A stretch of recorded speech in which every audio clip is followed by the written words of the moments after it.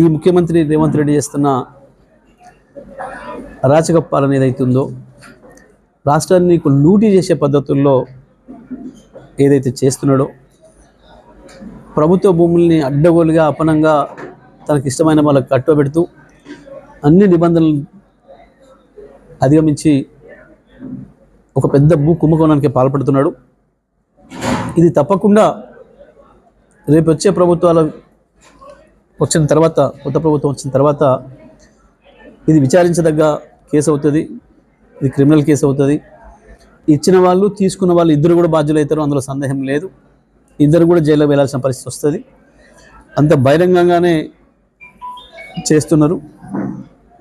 ఏ jug గొంకు లేకుండా ముందు డబ్బులు సంపాదిస్తే చాలు, తర్వాత ఏమన్నా కానీ అన్న పద్ధతుల్లో అన్ని నిబంధనలు కూడా తొంగలు తొక్కి చేస్తూ ఉన్నారు. ఇప్పటి వరకు ఎప్పుడు కూడా జరగలే అటువంటి చరిత్రలో.